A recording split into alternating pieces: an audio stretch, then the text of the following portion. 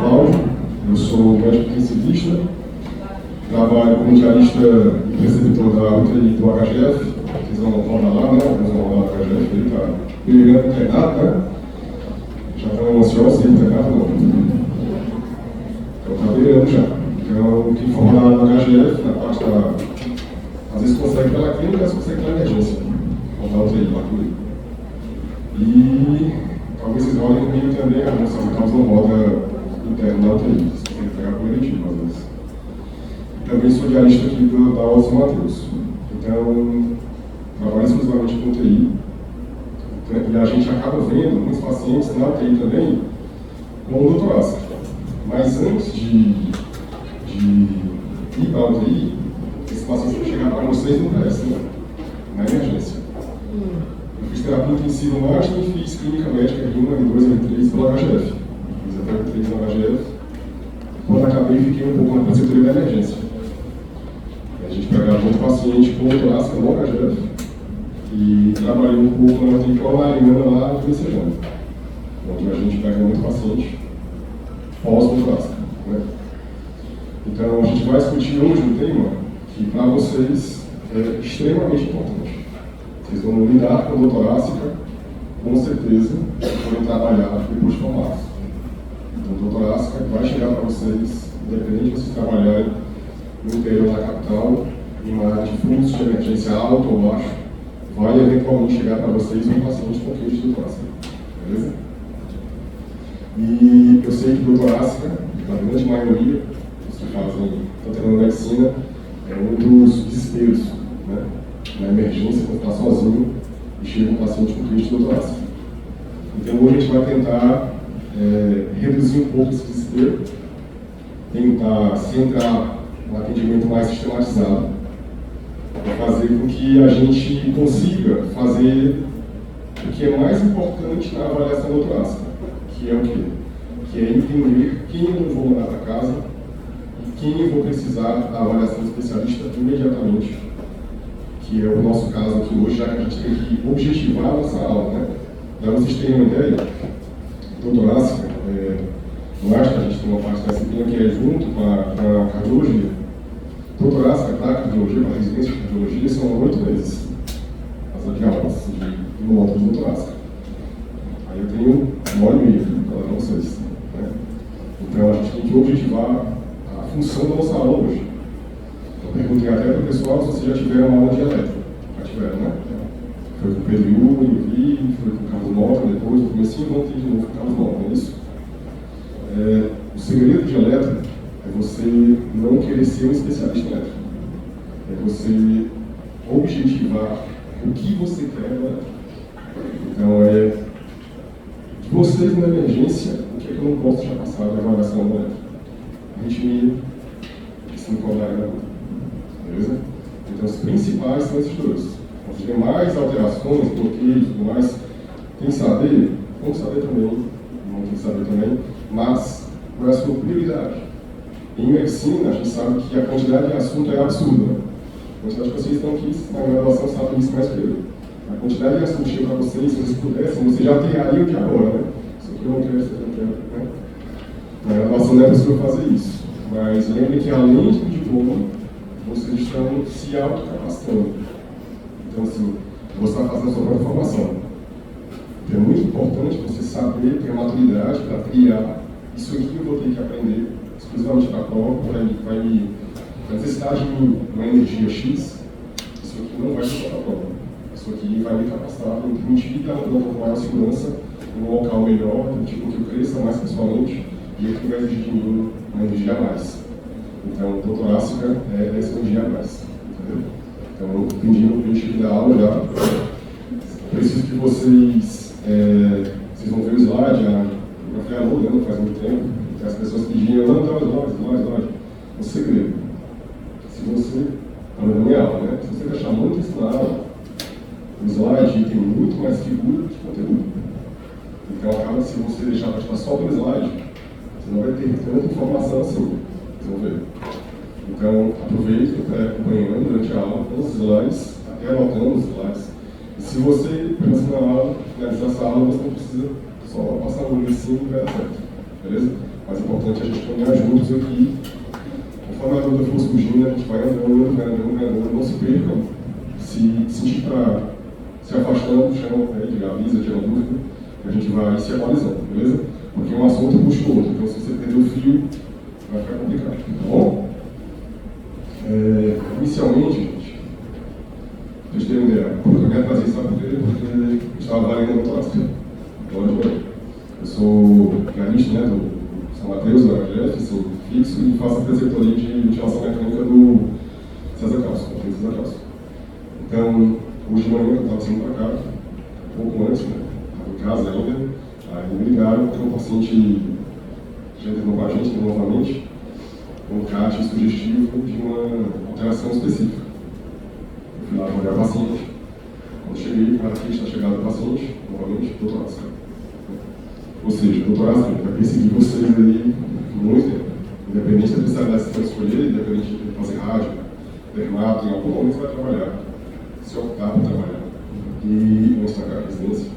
E acaba, até durante a residência, às vezes você pega um plantãozinho para ajudar, a chance de você pegar um paciente com doutor Asca é absurda. Então vamos lá. Nossos objetivos. Doutorado, gente, é um assunto bem amplo, como eu falei para vocês. Geralmente os módulos de doutorado para residência de cardiologia são bem amplos. E nós temos algumas diretrizes mundiais. Se a gente tem pelo menos 3 diretrizes de doutorado no mundo, isso significa o quê para a gente? Vocês têm aula de estatística também, né? De medicina na base da evidência. Tem isso, não tem? Para a cardiologia, né, de maneira geral, eles usam muito no IBE, mas a medicina como um todo vai caminhar para isso. Vocês vão ver que vocês, quando terminarem e tiverem na residência, vão colher muito mais medicina base da evidência do que eu acho que é isso, ou eu acho que é aquilo. Então, pelo menos eu acho que vai dar emergência na medicina no tirado melhor. Né? Então, se a gente tem 3 protocolos eleitoráticos famosos no mundo, e tem o nosso nacional, se tem tantos protocolos, eles são diferentes entre si, é porque não tem o quê? Não tem um consenso exato do que fazer. Né? Então, primeiramente, a gente vai ter que discutir aqui o que é sistematizado para todos. Porque aqui todos os consensos falam em comum. O que é que você não pode deixar de fazer. As particularidades a gente vai deixar para um segundo momento. Tá bom? Então, a sistematização global do atendimento de doutorado, independente do guideline, a gente vai discutir aqui. Tá bom? A gente teve uma revisão recente do ESC 2021 sobre doutorado. Vocês terem ideia, são quase 90 páginas de doutorado. Mas a parte mais importante a gente vai discutir aqui. Tá bom? Então, o nosso objetivo principal é sistematizar esse atendimento. É que vocês cheguem, vejam o passo de doutorado e você, de forma medular, saiba o que tem que fazer. Chegou os pacientes, agora você tem que fazer isso. Para quem serve o protocolo? É para quem vê muito doutorado ou para quem vê pouco doutorado?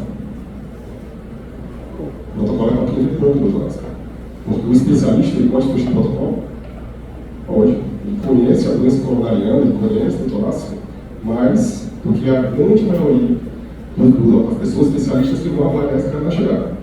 Então ele consegue individualizar o atendimento. O protocolo é para a gente, que vê pouco, quanto vê esse paciente, tomar uma decisão mais uniforme, mais sistematizada com o que é prescrito no guideline.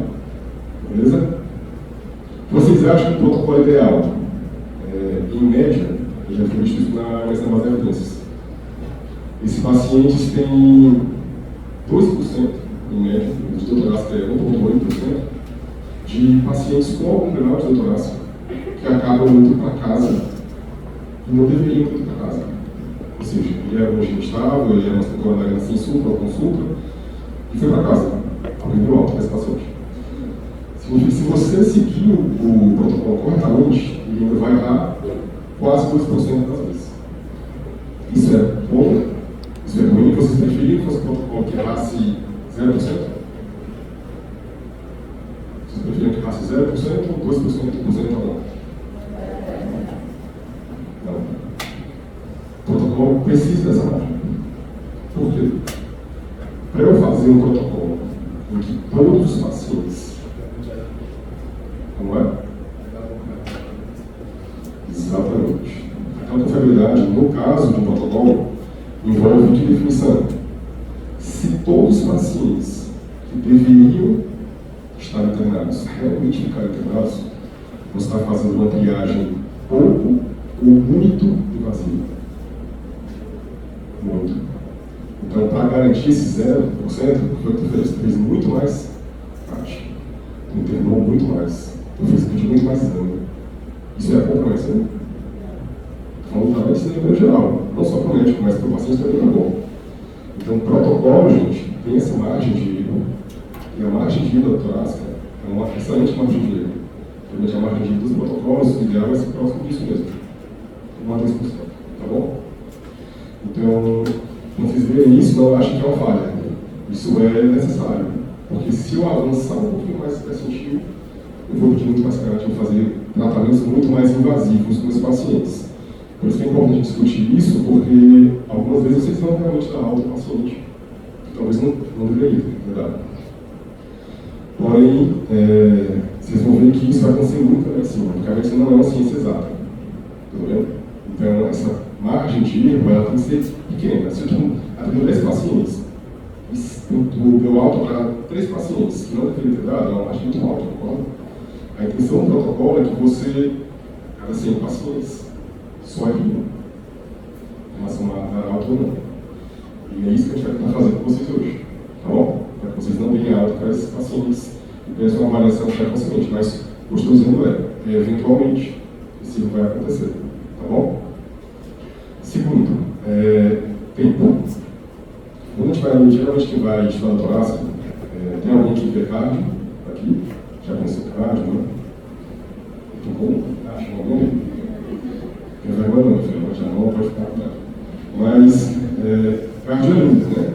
Especificamente, a parte que eu mais gosto é a parte de emergência cardiológica e cuidados críticos com pacientes na cardiologia. A gente sabe que nesse período de doença, a mortalidade e a morbidade é altíssima. Pra vocês terem uma ideia, a cada hora, a mortalidade na síndrome coronariana, independente se consulta, independente dela, quanto, você sabe? É 13% a hora. Imagina. Vai subindo 13% por hora. Então, se eu não diagnosticar precocemente, é uma curva virtual, né? Se eu não diagnosticar precocemente, eu estou correndo um risco de um paciente estar aumentando a mortalidade por hora. Beleza? Então vamos lá. Então, chegou um paciente com torácica, vocês vão imaginar duas coisas. Primeiro, o que fazer e em quanto tempo eu tenho para fazer isso. Beleza? Chegou um torácica para vocês, vai ligar um problema na cabeça de vocês. A partir daí vocês vão atuar. Tá bom? O terceiro ponto é o manejo inicial das etiologias que mais afetam a emergência. Né? Quem começa a área torácica, alguém que é clínica médica, L3 clínica médica, um sonhador aí, L3 clínica médica, gosto de diagnóstico diferencial, porque quando a gente vai ler as grandes síndromes, né, você acaba vendo várias, eu estou vendo aqui, essa aqui é do Ricardo, né, filho do Ricardo L3. Pois é, então assim, por que eu falo isso? Quando a gente vai ler sobre torácica, a quantidade de etiologias é imensa. Já chegaram a ler alguma vez sobre torácica? A quantidade de etiologias é imensa. Teve um caso doido? A quantidade de casos é imensa. Mas o que é que fica marcado para você, independente do calendário que você for ler, o material que você for ler sobre o torácica? O que eles vão dizer para vocês? Que eu tenho que excluir doença isquêmica coronariana. O foco do protocolo sempre vai ser, tu leu uma aula do torácica, assistindo uma do torácica, ou viu uma atrás do torácica, parece que está lendo só doença isquêmica. Está lendo só sobre doença isquêmica. Vocês terem ideia, o protocolo da ESC, 2021, do torácica, 78 páginas, as 90, são só sobre doença coronariana isquêmica. O resto são as demais etiologias. Então, se todos os protocolos botam a maior parte do ensino voltada, capacitação voltada para a doença isquêmica, tem um motivo. Então, quando a gente for ler o torácica, a gente tem que entender que, apesar de eu gostar muito de diversas etiologias, entender o pool de diagnósticos diferenciais, você tem uma função do protocolo obrigatória, que é excluir doença isquêmica. Tudo bem? É o ponto-chave, é o cerne do protocolo do torácica, a avaliação de doença isquêmica. Tudo bem? Então, vamos lá. Começar com o caso, tá bom? Esse caso é real. É um paciente de 60 anos, portador de hipertensão, diabetes, uso irregular de medicação, refere que hoje para amanhã iniciou um quadro de dor torácica, de forte intensidade. É uma ESAS 8. Todo mundo sabe o que é ESAS, né? É uma ESAS 8, caracterizada como difusa, mas que piorava quando se movimentava. Lembra náuseas, vômitos, mas você pode entender médico porque iniciou um quadro de falta de ar, falta de ar.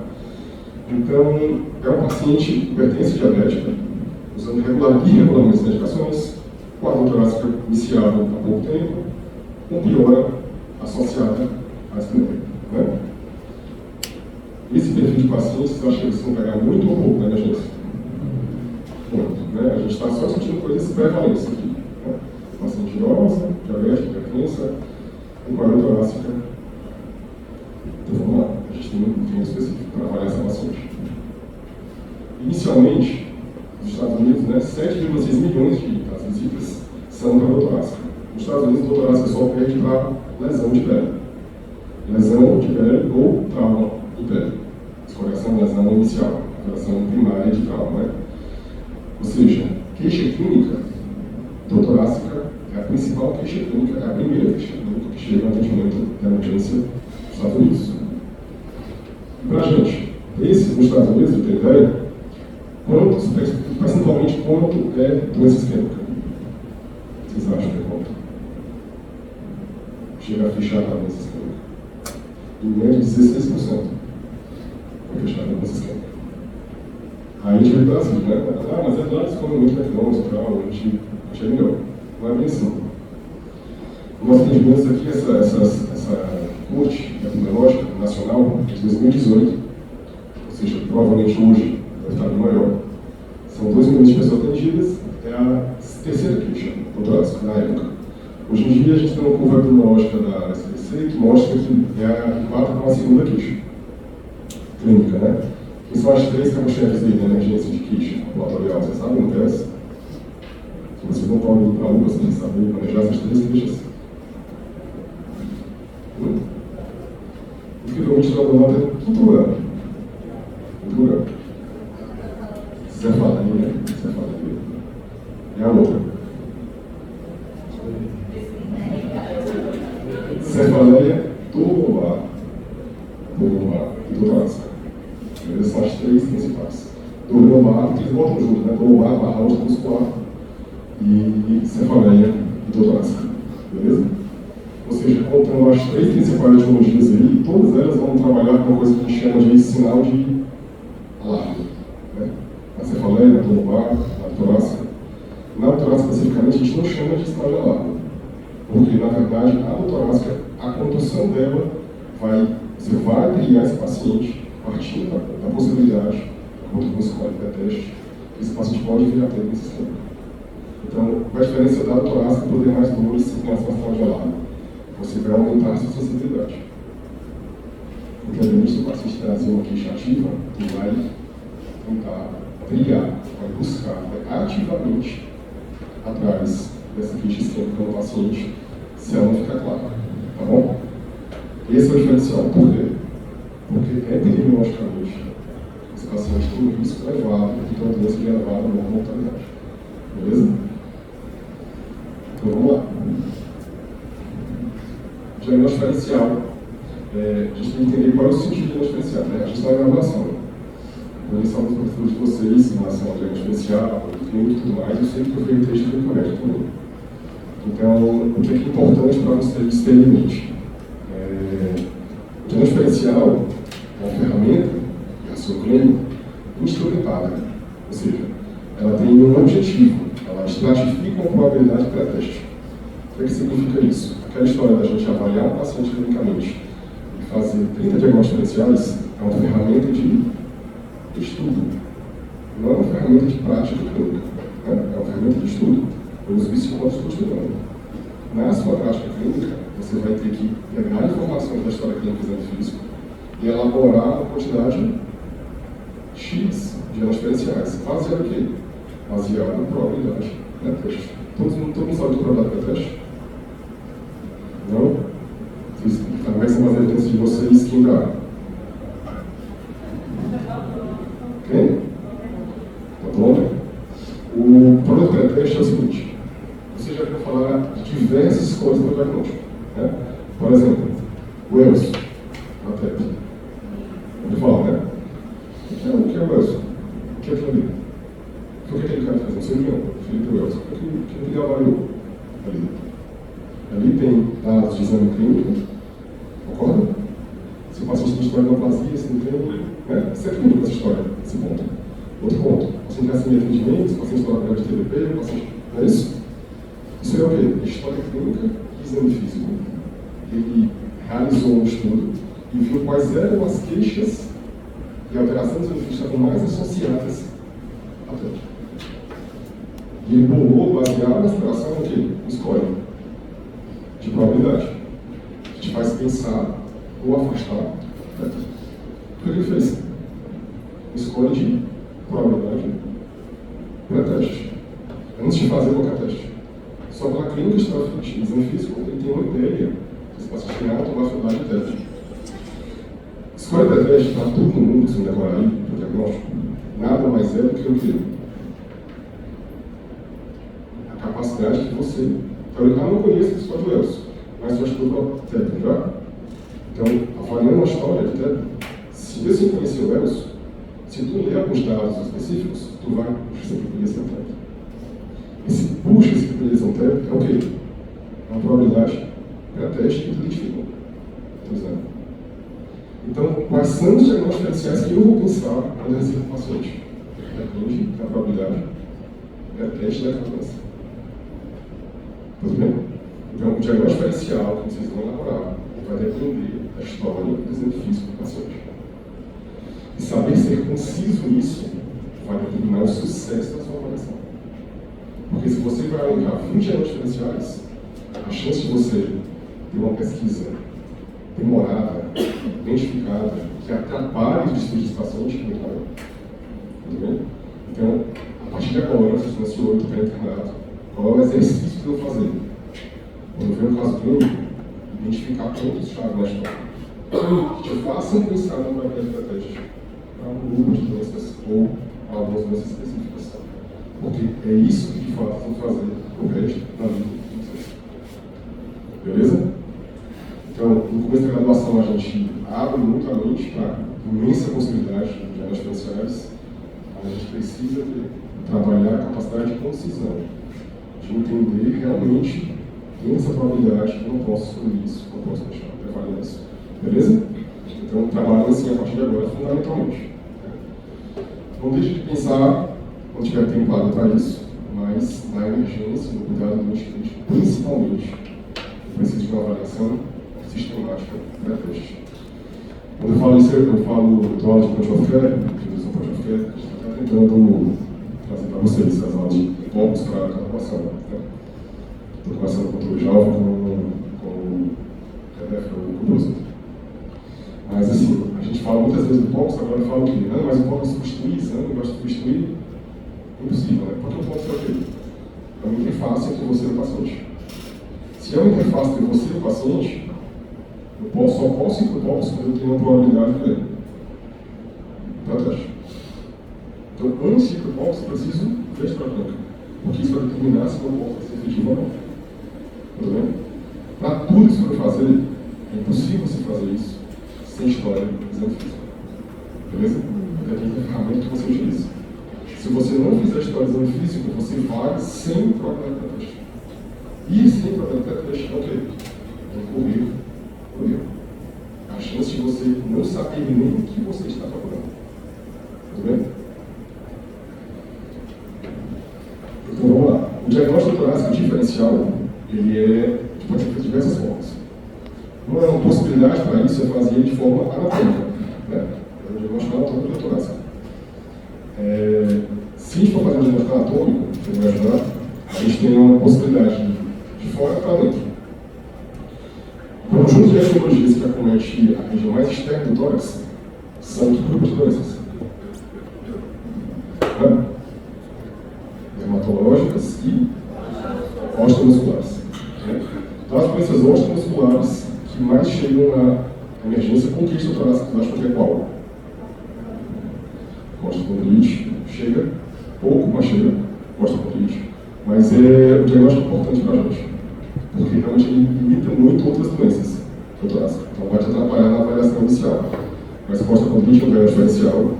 Ela pode acontecer em qualquer doença infecciosa, doença viral, por exemplo, geralmente doença viral, ou alguma doença com as mãos que porventura tenha piorado o e infiltrado uma articulação específica da região costa-condral. Quem às vezes pega a região de costela também é quem? Os ossos. E os ossos podem infectar. Se infectar, pode, por continuidade, fazer uma lesão e piorar o costa também. Ou seja, essas doenças podem se associar. Tudo bem? Outra doença importante, um grupo de doenças que a gente esquece muito, né? Que é o trauma. A gente pode chegar no trauma? Pode. Tive um paciente lá na UTI, eu tinha caído de moto, uns 16 dias atrás, tinha de alta,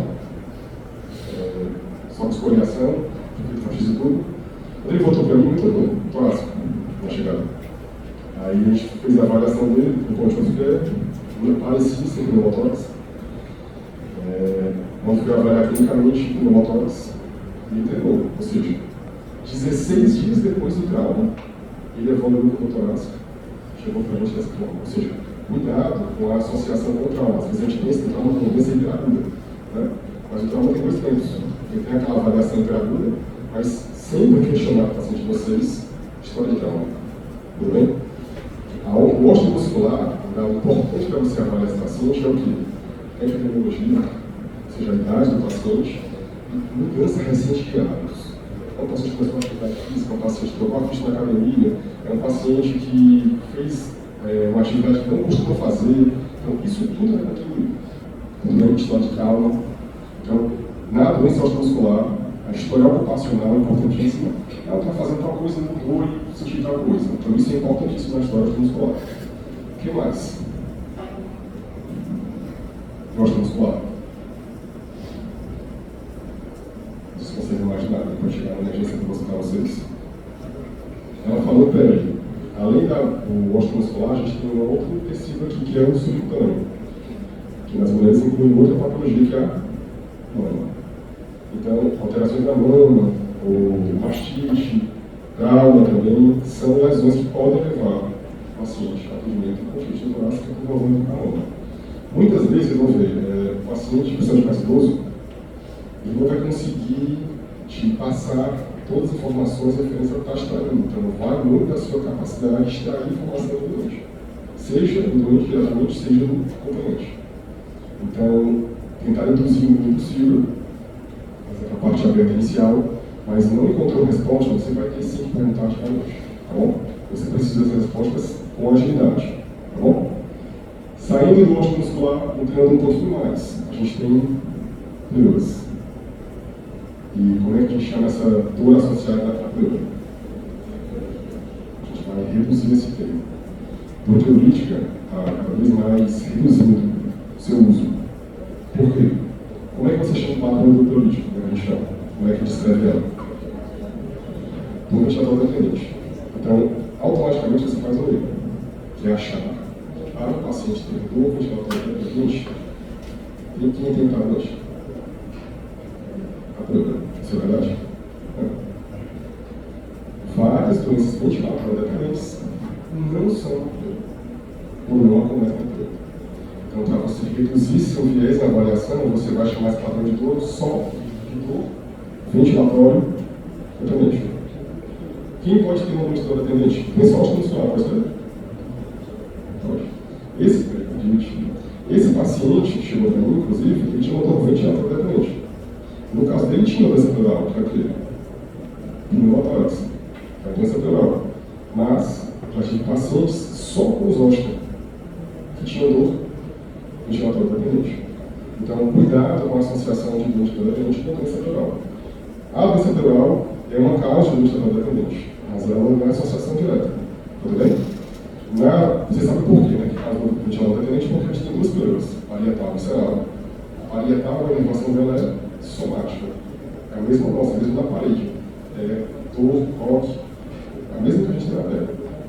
Porém, a gente tem outra pleura, que é a pleura que cobre os pulmões, que é atualmente a pleura visceral. Se ela está colada na víscera, a inervação dela é visceral, é autonômica. Então, ela não tem terminação de toque, de dor, ela tem de distensão, as neurotransmissores demais. Tudo bem? Então, geralmente, quando tem dor associada à pleura, eu tenho que dar cometimento da pleura letal. Tudo bem? Quem eu não posso esquecer quando eu vejo dor ventilatória dependente associada à pleura? De que eu não posso esquecer? TEP e pneumotórax. Então vamos lá. Pneumotórax é importante, a gente está falando de emergência, né, gente? Pneumotórax é importante, excluir. Para o pneumotórax, ele pode ser traumático ou espontâneo, né? No pneumotórax espontâneo, geralmente, ele não vai chegar com a emergência, a não ser que esteja há muito tempo, ou tenha alterações bruscas, por exemplo, descompressão, viagem, mudança de altitude, mergulho, coisas que alterem as pressões intratorácicas e aumentem o pneumotórax. Se não tiver isso, esse cara não vai chegar grave. Tudo bem? O pneumotórax hipertensivo, que é aquele que se preocupa mais, está mais associado à lesão traumática. Tudo bem? Ele pode acontecer no contexto da internação, porque se a internação em fase espontânea e está em ventilação mecânica, ele pode fazer pneumotórax hipertensivo pela ventilação. Tudo bem? Mas geralmente vai chegar, se for pneumotórax espontâneo, vai chegar mais tranquilo para vocês. Tá bom? No TEP, é importante uma coisa, o TEP é uma doença muito dinâmica, tem várias opções, várias possibilidades anatômicas do TEP. Quando é que ele vai ter dor ventilatória dependente? Bom, ele sempre vai ter? É um percentual baixo na associação, em média de 20%. Mas quando ele vai ter especificamente dor ventilatória dependente? Quando tiver acometimento distal, quando a isquemia chegar até a região pleural. Se a isquemia chega até a região pleural, então esse paciente provavelmente vai ter uma dor ventilatória dependente. Se esse paciente não tem um TEP completo, não ocorre uma artéria completamente lá na bifurcação da pulmonar, tem um trombo ali, não totalmente artéria. Esse paciente vai com dor ventilatória dependente, mas ele pode ter possibilidade de hemodinâmica do TEP. Então, dor ventilatória dependente não está associada ao quê? Necessariamente à gravidade. O paciente pode estar grave e não ficar com ventilador dependente. Beleza? Dor ventilatória dependente é um ponto anatômico. Não necessariamente prediz gravidade. Beleza? Tudo bem? Tudo bem até aí? Entrando um pouco mais. A gente entra onde? Coração. Aí a gente vai particularmente falar dele mais na frente. Mas a gente divide o coração em dois perfis. Doença isquêmica do coração e doença não isquêmica do coração. Tudo bem? Um dado importante é, a última diretriz de 2021, na verdade já se viu discutindo isso há muito tempo, mas a diretriz só bateu o martelo. Só para vocês contar uma ideia de vocês. Diretriz, ela é que nível de evidência?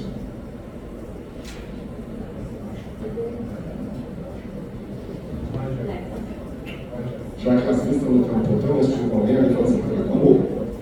Vai fazer uma coisa fora da diretriz. Você não vai acabar o jogo. Diretriz é, como é a evidência da diretriz? É recomendação. Eles fazem recomendações. Como é que é feito recomendação de uma diretriz? Eles vão para a literatura, até aquele período, avaliam os níveis de evidência para aquela informação e bolam uma recomendação. Ele pode fazer isso diretamente, ou pode fazer isso indiretamente. Como é que faz isso diretamente? Então, entrando um grupo de pessoas para a diretriz, discutindo isso, além de revisar, discutindo com essas pessoas, as pessoas vão dizer se pode ou não pela recomendação, fazendo uma triagem. Mas a recomendação não é algo novo. Não teve um randomizado, porque o cérebro multicêntrico para essa recomendação. Eu vi o que estava na literatura e bolei uma nova recomendação, baseado para a minha sociedade. O nível de evidência era baixo. Tudo bem? Mas a importância é, então, já que é baixo, por que a gente tem? Para poder protocolar o atendimento. Para poder quem não é especialista sistematizar o atendimento. Beleza? Então vamos lá. Coração, a gente divide em isquêmico e não isquêmico. O não isquêmico, eu tenho que lembrar de quem principalmente? Exato. As doenças do pericárdio, que podem chegar com dor torácica, sejam inflamatórias ou não inflamatórias. Dessas doenças do pericárdio, tem uma consequência que geralmente preocupa mais vocês, que é quem? Tamponamento. Né? O tamponamento cardíaco é uma doença associada a um derrame pericárdico volumoso determina o tamponamento não é o volume, é o tempo. Quanto tempo ele fez isso? Porque se eu coleto 300 ml de volume de pericárdio em um mês, esse paciente vai tamponar? Não, ele vai se adaptar a isso. Então, o paciente internado, que estava com 1 litro de derrame pericárdio, começou a tamponar agora na internação. A gente tinha uma doença neoplásica, consolenta, chegou para a gente já com derrame, sem sinais clínicos de hipotensão, não era um tamponamento clínico, mas segurando quase 1 litro de volume. Mas se o paciente faz 200 ml em um dia, ele vai tamponar? Vai tamponar. Beleza? Então, o que determina essa evolução é o tempo, não é necessariamente o volume. Tá bom? Outra doença importante, que a gente esquece às vezes de avaliar a chegada, é a doença valvular. Tudo bem? Por que a gente está falando de pericardite, miopericardite e doença valvular? Porque elas estão associadas à mortalidade. Beleza? De doença valvular, a gente vai lembrar das 2 válvulas principais. Quais são? A aorta e mitral. Então, as principais doenças que vão chegar na emergência epidemiologicamente. Não precisa saber todas as válvulas do paciente, tudo.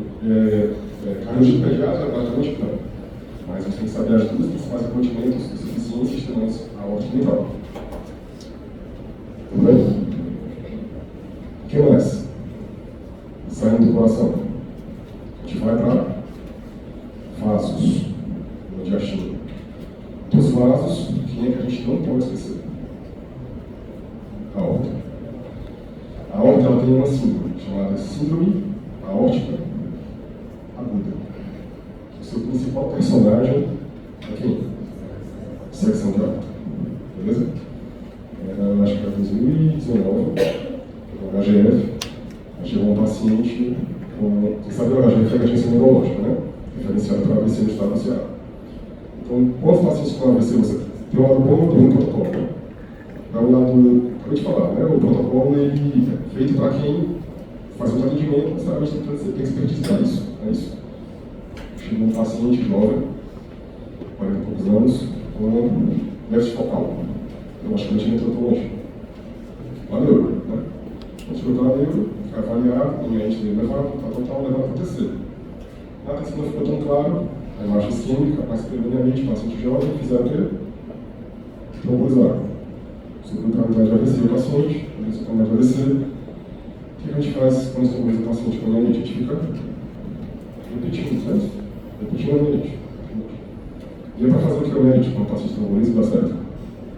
É para ele se manter ou baixar. A gente do paciente foi o quê? Aumentando. Agora é a hora que eles comemoram o pasmo, né? Um dia o cara falou assim, um termo lá de baixo, que avaliou, estava conversando, ele descreveu um assimetria de pulso. Um termo com um assimetria de pulso. Aí, para infusão. Então foram ver extremamente assimétrico. Era o quê? Era uma inserção de aorta. Fez o quê? Trombolizou. O que aconteceu com o paciente? Morreu. 40 anos de idade. É possível isso acontecer? É possível. Por que isso vem a acontecer? Tem a margem do protocolo para vocês, mas tem outro ponto importante. Esse paciente provavelmente ele poderia ter sido feito o que nele? Uma melhor avaliação? Pré-teste. Tudo que a gente faz com o doente, sem uma avaliação pré-teste, se eu faço uma consulta especializada para o paciente, voltada para a AVC, isso é uma avaliação pré-teste? O que é uma avaliação pré-teste? Não tem nada. A avaliação pré-teste vai identificar fatores que vão levar esse paciente para um local ou outro. Não é isso? Então, o que poderia mudar esse paciente é a melhor avaliação pré-teste. Isso necessariamente mudaria a conduta? Não sabemos. Beleza? Tá? Doença aórtica aguda, eu quero que vocês saibam, conheçam só a extração de aorta. Tá bom? Muito sábio a gente saber definir nossa energia para onde a gente não pode deixar sair de hoje sem saber. Tá bom? Então, a doença aórtica aguda, eu quero que vocês saibam a extração de aorta. E outro ponto importante, que doença vascular, quero que vocês saibam que existe. Qual é?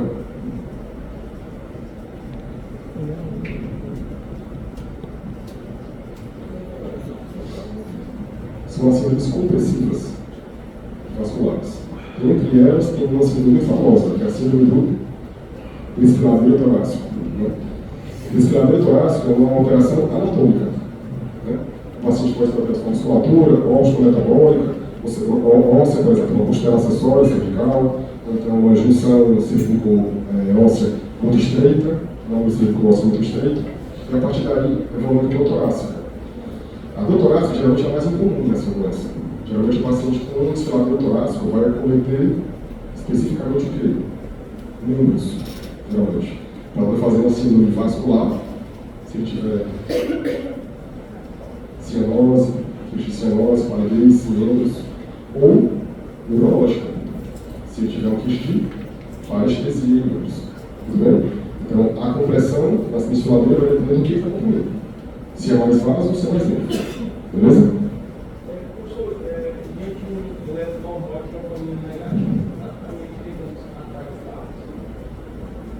A gente vai falar sobre isso. Fala muito sobre isso. Mas, excelente pergunta. Mas vamos lá. Estou falando aqui mais do que a gente vai discutir menos. Entendeu? Para poder conseguir tocar a parte mais importante para mais para frente. Tirando a parte vascular, a gente vai para a nossa última topografia, que é o quê? Trato gastrointestinal.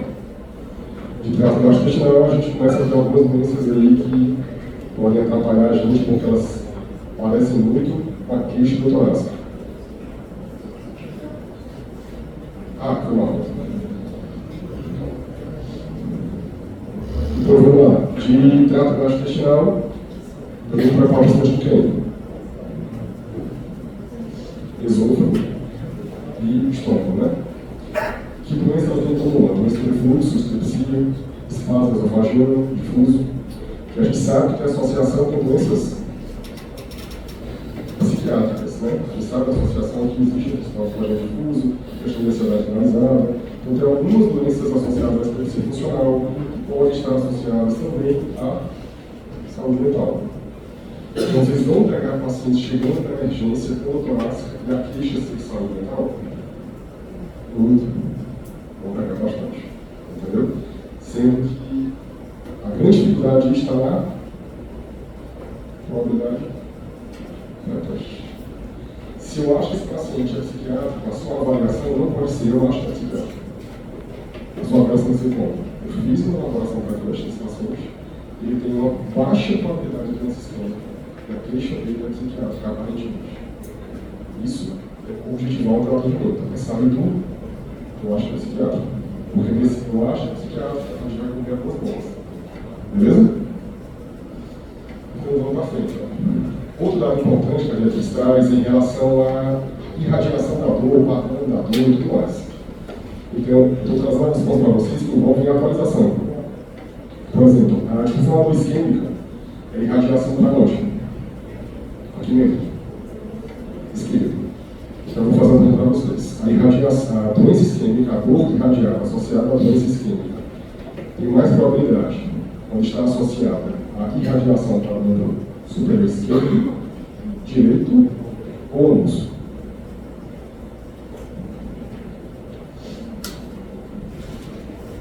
Ambos. Resposta é ambos. A irradiação para o superior esquerdo é mais comum, mas ela percentualmente, dos três, é que está menos associada à doença isquêmica. É a que mais comumente nós vemos, mas percentualmente é que está menos associada à doença isquêmica. Então a gente vai, se você está usando dor no membro para associar o diagnóstico de isquemia, tu está usando essa ferramenta como uma ferramenta de quê? De diagnóstico, concorda? Se a gente fala de diagnóstico, volta para a sistema de evidências. A ferramenta que a gente usa para avaliar diagnóstico é razão de verossimilhança, ou seja, a capacidade daquele achado de determinar o diagnóstico. O que a gente vê é que a associação com a dor esquerda é 1,5. Quando é só o direito, é 2,5. Quando é bilateral, 3,1. Isso é uma revisão do Dioma sobre a associação de sintomatologia associada à doença isquêmica, 2018. Ou seja, a gente tem associação com a radiação para a esquerda? Tem. Inclusive é a que mais tem. Quando o paciente chega na chegada. Mas quando eu confirmo a doença isquêmica, O que mais estava associado é o quê? Lateral. Beleza?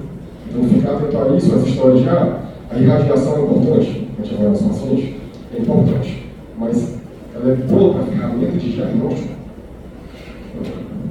Não vai excluir nada por causa de um padrão de radiação. O que é que tu vai fazer? Tu vai reforçar o que tu acha, mas tu não vai excluir nada no padrão de radiação. Beleza? Tudo bem? Um dado importante é que a região torácica não envolve só a região anterior, envolve a região posterior. Isso realmente acaba pegando na prática. A gente sabe que a inervação do diafragma e a inervação do diastema tem uma associação com o refrênio. Né? Então, uma parte do refrênio tem terminação somática na região das escápulas. Então, a região escapular anterior, clavicular anterior, pode estar associada a esse que eu vou aplicar nesse paciente aqui especificamente nesses locais. Associado a um outro problema da teste que você fez, claro. Além disso, a doença do pericárdio associada às escápulas, a gente tem que lembrar de uma dor que acontece entre as escápulas. Para a dor acontecer entre as escápulas, tem que estar a gente de um local onde? Tem um posterior ao tórax, anatomicamente. Quem vai estar lá? Esôfago e a aorta descendente. Então, outro mito. A dor da exceção de aorta é uma dor de laceração que acontece no dorso do paciente. Verdadeiro ou falso? Parcialmente é verdadeiro. Por quê? A gente tem dois padrões de secção. Né? Se a gente usar duas escalas, a de Gray e a Stanford, isso classifica basicamente a secção como acontecendo na parte ascendente da aorta descendente. Se a secção for ascendente, na região ascendente, onde é que está a região ascendente? Onde é que está o médio? Ele vai ter dor intraescapular? Dorsal? Não. Então, a topografia posterior dorsal vai caracterizar o que? Secção o quê? Descendente. Descendente. Beleza? Então, eu acho que é secção, mas se o paciente nem tem dor intraescapular posterior dorsal e laceração, tem como fazer isso? Beleza? Então, identificar esses fatores de associação. E aqui o nosso guideline vai ser o nosso ouro da aula. A prioridade é falar do que ele traz, beleza? O que ele falar, o que ele não falar, eu vou trazer a mais. Se quiser, eu posso mandar para vocês. Não oriento vocês lerem o guideline agora, né? Mas vou mandar para vocês algumas curiosidades, umas imagens boas, figuras boas. E o início dele é bem didático. Só que mais para baixo fala muito sobre angina instável, para coisa que vocês vão planejamentos. Beleza? É mais dentro do especialista mesmo, que seriam os sistemas de avaliação associada, que vocês acabavam pegar menos sobre isso. Mas o paciente que você já estabilizou, de avaliação do especialista, ele vai chegar algumas horas depois ou no dia seguinte para finalizar a avaliação. Beleza? Então, o primeiro passo da dor torácica, por isso que eu tenho ali, é o quê? Excluir doença isquêmica. O passo 1 do protocolo torácica é excluir doença isquêmica. Então, vou alencar os passos da avaliação da dor torácica. O passo 1 é o quê? Excluir doença isquêmica. Você vai excluir doença isquêmica na chegada do paciente. Beleza? Você tem um jornal americano de doença interna, ele falando das causas não isquêmicas do torácico, eu vou para vocês. Né? Das causas não isquêmicas, hipotoxecção, insuficiência cardíaca, pericardites, doença do refluxo, gasto esofágico, doenças esqueléticas, ansiedade e algumas doenças pulmonares, como a gente falou. Né? A pneumonia torácica pode ser uma pneumonia mais distal, que acomete o dedo. Entendeu? Se for pneumonia mais distal, acomete o dedo, ela vai dar uma dor de ventilatório. Beleza? Mas, se o passo 1 é a grave isquêmica, o guideline parece que já se trazia isso nas anteriores, a gente tentar excluir do nosso vocabulário o nome dor de padrão atípico. Por que esse nome é perigoso, do atípica? Porque se a dor é atípica, se for paciente torácico, tu fez uma avaliação, a dor dele é atípica. Isso te dá mais tranquilidade ou te dá menos tranquilidade no atendimento? Menos tranquilidade. Se a dor torácica dele é típica, significa que eu estou doente inteiro, provavelmente. de uma doença isquêmica. Então isso te deixa alarme. Não. Se a doença é atípica, mas assim, pensando no paciente. Atípica, às vezes, eu estou considerando, mas às vezes o que ela vai acontecer? Já que o padrão é atípico, isso te dá uma falsa sensação de mais leve, que será algo excluir o que era mais grave. Eu tenho que ser assim, se for atípico para a doença isquêmica, vai ser uma infecção de aorta. Esse cara é grave ou não? Se for atípico para a doença isquêmica, vai ser um TEC. Esse cara é grave ou não? Então, cuidado com a definição de atípico. A gente usa menos hoje em dia o nome atípico. O nome atípico não deve ser utilizado para hoje. Ou quando você utilizar, você entender que eu estou apenas me referindo à doença isquêmica. Partindo desse ponto, o que, é que a gente faz na prática? Ele alocou como segundo passo na prática torácica. 1. Excluir a isquêmica. 2. Excluir as catástrofes associadas ao torácico. Quais são as catástrofes associadas ao torácico? Sanção de aorta e TEP. São doenças que epidemiologicamente são mais comuns, porém, se você não descartar e quadro, isso vai correr em aumento de mortalidade para o paciente. Beleza? Tudo bem? Então, o passo 1, excluir a isquêmica, inicialmente. Passo 2, excluir as catástrofes. Beleza? Ah, mas eu já vi outros protocolos para o europeu, ele elenca 6 catástrofes. A gente avaliar. Ele bota ruptura esofágica espontânea como uma catástrofe. É uma catástrofe? É. Mas epidemiologicamente, se você pegar uma ruptura esofágica na emergência, é extremamente raro. Extremamente raro. Então, como a gente está falando de um exame de triagem inicial, a gente sempre tem que levar em consideração a epidemiologia. Quando a gente fala de mortalidade na emergência, a gente vai falar diagnósticamente de mortalidade, quais são os 3 diagnósticos mais associados à mortalidade na área torácica: isquemia, secção e TEP. São 3 diagnósticos que você tem que excluir no paciente com torácica. Muito bem. Os demais vão te dar o quê? Bem, aqui o cronômetrozinho vai rodar mais devagar, se você excluir esses 3. Então, inicialmente você vai excluir esses 3 diagnósticos. Primeiro, excluir isquêmica, que é a prioridade, porque epidemiologicamente é mais comum aqui no Brasil, 1/4 das casos desse paciente. E segundo, excluir secção e TEP. Beleza? As demais etiologias a gente vai excluir em um terceiro passo. Ah, mas eu não acho que seja nem doença isquêmica, não acho que seja nem TEP, nem secção de aorta. Vou dar alta para o paciente. Não.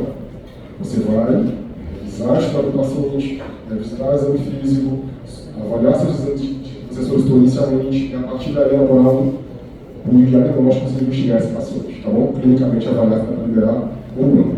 Tudo bem? Então o passo 3 é revisitar as demais etiologias. Tudo bem? Passo 1, excluir a doença isquêmica. Passo 2, excluir as catástrofes. Passo 3, revisitar as demais etiologias. Tudo bem? Deixei para vocês aí só por questões epidemiológicas, né? Aí são as principais etiologias das outras topografias mais associadas ao torácico. A gente discutiu um pouco, tá bom? Busca psicológica, a gente falou, e saúde mental. Então vamos lá para o nosso passo 1. Passo 1, história clínica e exame físico. Quando a gente fala de história clínica dentro da doença isquêmica, a gente tem um estudo em 2018 do Diana, que mostrou para a gente quais são os pontos da história que mais estão associados à probabilidade desse paciente ter uma doença isquêmica. Se a gente está falando de doença isquêmica, gente, então vou dar um parênteses aqui, vocês tiveram uma aula de ensino escolar menos já, né? Ótimo, graças a Deus. Já vai me ajudar aqui. Então, quando a gente fala de coronária aguda, qual é a principal diferença do coronária aguda na crônica? O que é que eu tenho na aguda que eu não tenho na crônica? O que é que tem de novo na aguda? O que aconteceu? Aí agora se aguda. Estou falando da clínica clínica não. O que aconteceu?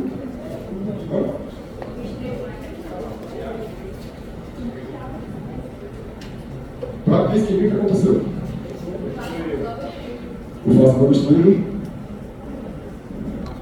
Perfeito, perfeito. Meu nome? Fernanda, foi isso que aconteceu, cara. Para a síndrome coronariana aguda acontecer, tem que ter instabilidade de placa. O que aconteceu na aguda? Instabilidade de placa. Porque se tem uma obstrução anatômica fixa no paciente, isso é o quê? É um DAC, é um paciente com angina estável. Como é um padrão da angina estável, ele vai sentir dor quando ele aumenta a atividade física, ele joga futebol, sente dor no peito. Por que só quando ele joga futebol ele sente dor no peito? Porque não tem nenhuma placa instável. Ele tem uma obstrução fixa, que quando ele precisa de mais metabolismo, a dor aparece. Esse é o padrão da DAC, esse é o padrão da dor estável coronariana. O que é que chama atenção para a dor instável? O que é que chama atenção para a instabilidade de placa? Do novo, gente. Hã? O novo. Né? Vamos supor, uma angina nova. O cara nunca teve angina e uma angina nova. Isso aumenta a possibilidade? O que aconteceu, cara? Esse cara que realmente tem uma angina nova. O padrão de dor dele mudar. É importante? Antes ele sentia quando jogava futebol. Hoje ele sente quando anda 2 anos de quadro. Ele anda 2 ruas já sente dor. Isso chama atenção? Mudança de padrão. O que é persistência? O que é que está acontecendo nesse paciente? Provavelmente ele tem uma instabilidade de placa nesse paciente que mudou o padrão de dor dele. Porque a isquemia está acontecendo agora. Agora. Beleza? Então, síndrome coronariana aguda, doença isquêmica aguda, é igual a instabilidade de placa. Beleza? Como é que eu vou identificar sinais na história clínica de que esse paciente tem uma placa instável? Já falei agora. O principal fator vai ser o quê? O novo. Então, pesquisem o paciente de vocês, a sintomatologia nova. Se eu quiser jogar um super trunfo aqui na mesa e matar uma pergunta que tem que ter na avaliação do paciente com doutorado. O senhor já fatores? A dor que você está sentindo naquela época é parecida com essa. Isso mata o diagnóstico de doença isquêmica. Se ele já teve doença isquêmica antes e o padrão de dor é o mesmo padrão que ele está agora, vai conseguir mandar esse cara para casa? De jeito nenhum. De jeito nenhum. Então, isso é um ponto muito importante. Beleza? Novo em associar com doença isquêmica prévia que ele já teve. Tudo bem? O tempo é importante, cara. O tempo ele ganhou menos espaço, ele vem ganhando menos espaço nas diretrizes. Por que o tempo é importante para a gente? O tempo tem uma associação também com o tratamento. Né? Se o paciente tem pouco tempo de isquemia, ele se beneficia muito ou pouco do CAT. Muito. Se esse paciente já tem muito tempo de isquemia, o benefício do CAT ainda existe? Existe parcialmente, porém, você concorda que agora a gente vai discutir esse CAT mais calma? Avaliar outras variáveis. Então, a história, o tempo da história, tem um fator importante. Tem, porque vai te ajudar a condução do caso. Mas, o paciente que tem o paciente é diabético, hipertenso, idoso, já tem fator prévio, tem 3 existentes, a dor é parecida com essa, mas é uma dor que dura mais de 20 minutos, já está 2 dias de estimador, não bate com isso aqui. Tu vai deixar de prestar atenção? Claro que não. Claro que não. Então, o tempo ele vai te ajudar, mas ele não vai excluir a decisão. Tudo bem? Dos 3 fatores na história clínica, o tempo é o fator que a gente menos está levando em consideração para reforçar ou excluir o diagnóstico desse câncer. Beleza? Por que a gente usava antes? Porque uma coisa era clara: se o cara tem doença na lesão anatômica fixa, o padrão de dor dele é como? Se não tem nenhuma estabilidade. Só que é uma esforço. Quando ele parar, vai fazer o quê? Vai parar. Uma persistência da dor, Esse padrão te fazia lembrar uma doença isquêmica, tudo bem? Só que a gente vê na prática, às vezes o paciente tem uma lesão na vida, mas tinha uma lesão prévia, que já era debilitante, já tinha uma progressão de escala funcional que não acompanhava, porque muitas vezes o paciente faz o quê? Na IC. Doutor, você piorou a sua falta de ar? Não, a gente fala que não. Mas sabe por que não piorou? Porque ele segue com a caminhada de manhã cedo. A gente começou a sentir falta de ar, o que ele faz agora? Só anda em casa. Aí, ele foi cancelado agora, não sai mais de casa. O que ele vai te dar a consulta? Está cansando mais? Ele vai dizer, não. Por quê? Porque ele limitou a atividade física dele. Entendeu? Então, muitas vezes o paciente não interpreta que, na verdade, ele reduziu a atividade física porque ele piorou os sintomas. Ele vai achar que está fazendo isso e está se protegendo. Porém, não. Entendeu? Então, a doença crônica também evolui. Ela só não evolui rapidamente. Tudo bem? Fechamos o tempo? Isso aqui é importantíssimo. Em relação com a atividade física. Sempre deve ser estratificado. Sempre. Ah, mas quem tem mais relação com a atividade física é a DAC estável. Está certo ou errado? Quem tem mais relação com a atividade física é a DAC estável ou instável. Se o paciente tinha uma reserva coronariana X, eu tenho um infarto agora. A reserva coronariana dele vai cair para quanto? Cai no mínimo 30%.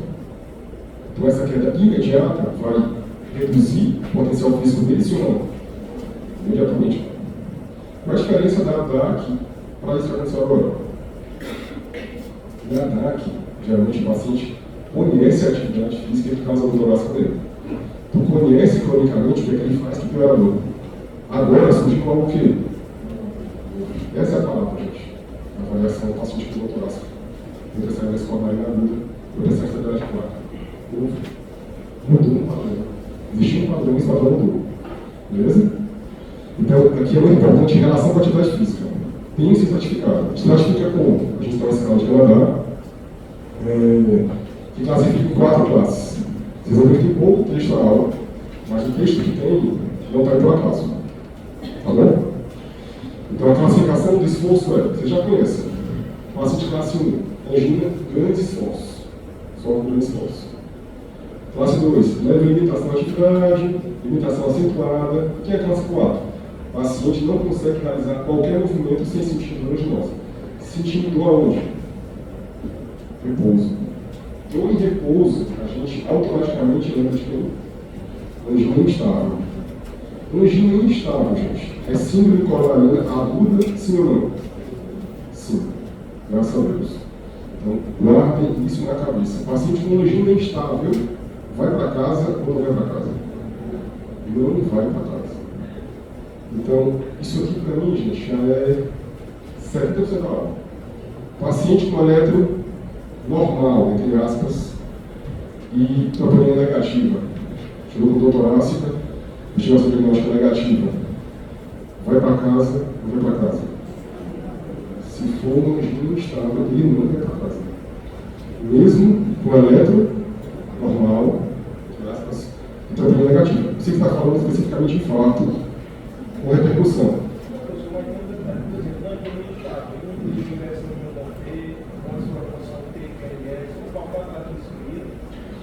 Você está falando, é importantíssimo.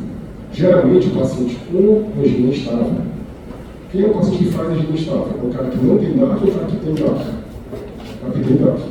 Então, se o cara tem DAC, o eletro dele é para ser liso, sem nada, vai para ter alguma coisa que me chame a atenção para a doença coronariana, para a doença coronariana crônica. Por exemplo, inversão de outra de regularização, o paciente tem uma progressão lenta de parede anterior, uma zona eletricamente inativa, outra que. Tudo isso chama a atenção para quê? Para DAC, não é isso? Esse paciente, esse eletro é liso? Não é liso. Esse eletro, se o paciente tiver na avaliação dele aqui, uma história clínica não compatível, não muito compatível, com doença isquêmica aguda, mas tem esse eletro aí. Esse paciente vai para casa sem estratificar? Vai não. Então já tem informação importante aqui. Qual é o nome? Gabriel trouxe. O que eu estou falando para vocês aqui é para triar o paciente na chegada. Mas tem outras ferramentas que a gente vai discutir aqui, que mesmo que a triagem da história dele seja negativa para a doença isquêmica, esse cara vai continuar aqui. Vai investigar. Leia-se quem? Se esse paciente tem uma eletro de DAC, claro que precisa saber eletro para poder trabalhar no PS, vai autorar, não. Não precisa saber muito. Mas é que você precisa saber a sua limitação. Por exemplo, eu tenho a capacidade de olhar uma eletro e dizer que ele é normal, dizer que ele é liso, não tem nada. Não sabe? Se um paciente, esse eletro aqui que eu vi, rapaz, não está liso. História desse paciente, tem muito fator de risco. Não está liso. O que você faz? Qual é o principal fator para pensar em doença isquêmica aguda, gente? Ela está acontecendo quando? Ela está acontecendo quando? Agora. Ela é o quê? Dinâmica. O que é que tu pede? Outro elétrico. É repetir o elétrico, cara. Se você tomar dúvida, esse elétrico não está liso. Esse paciente tem muito fator de risco. O que você vai fazer? Repetir o elétrico. Estou na dúvida, você vai discutir com alguém, você vai conversar com o seu colega, vai mandar para o Pedro, vai mandar para mim, vocês vão conversar. Entendeu? Uma coisa importantíssima na vida de vocês. Vocês vão se deparar com isso. Ninguém, gente, sabe tudo. Ninguém. Então, qual é o normal? Qual é o normal? Pedir ajuda. Normal é pedir ajuda. Quem não pede ajuda, vai lá. Se esse cara trabalha na emergência e faz tudo sozinho, eu não confio nele. Não confio nele. Então, o normal é pedir ajuda. Estou de plantão na emergência, estou de plantão no TI. E quem pensa em frente disso? Eu confio nesse cara. Quer fazer tudo sozinho, quer fazer tudo sozinho. O normal é pedir ajuda. Beleza? O normal, quem trabalha em medicina, nós temos incerteza. Eu tenho que conversar com as pessoas. De opinião, discutir, principalmente em emergência. Beleza? Então, eu achei estranho. Pede, pode falar sobre isso. Estratifiquei, beleza? Por que é importante estratificar isso aqui? Para não deixar escapar isso, para não deixar escapar essa informação. Que é a mudança e a presença de dor e repouso. Beleza? Então, vamos lá. Outro ponto importante são as características. A padrão da dor, que a gente falou, né? Aquela dor caracterizada em aperto, que aí, cara, vai depender muito do que a gente chama de feeling especialista, né? O padrão da resposta do paciente tem grande chance de vir da sua avaliação. Dói bem aqui, ponto que o cara dói, não, é uma dor localizada. Tentar deixar aberto o paciente inicialmente. É uma ferramenta muito útil lá fora, porque lá fora o índice de alfabetização é muito alto. E esse protocolo é americano. Mas para a gente aqui, os nossos pacientes têm dificuldade de associar, do ponto de vista linguístico, o padrão de dor que eles estão sentindo. Então, para a gente aqui no Brasil, ganha um poder menor a classificação e a irradiação. Porém, você vai ter que usar ferramentas para certificar isso. Beleza?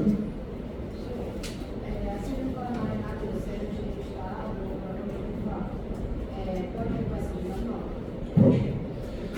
Por isso que, além do ECG, tem outra coisa que vai te fazer, independente do escolha da teste, manter esse paciente internado. É o eletro, vocês vão ver isso na aula. É o eletro, que ele falou, e a segunda coisa.